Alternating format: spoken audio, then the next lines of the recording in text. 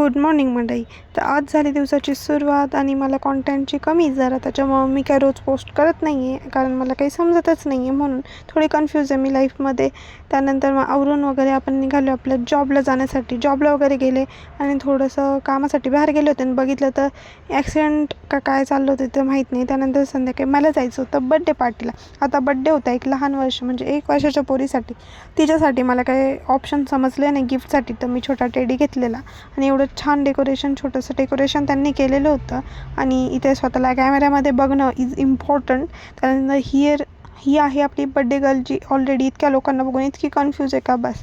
त्याच्यानंतर म्युझिक वगैरे लावलं आणि चालला आहे तिचा डान्स. आणि बघा एवढे सगळे लोक चिल्ले पाल्ले आणि त्याच्यात ती बिचारी अशी घाबरत होती का काय तिलाच माहिती, पण ती छोटे डान्स पण करत होती.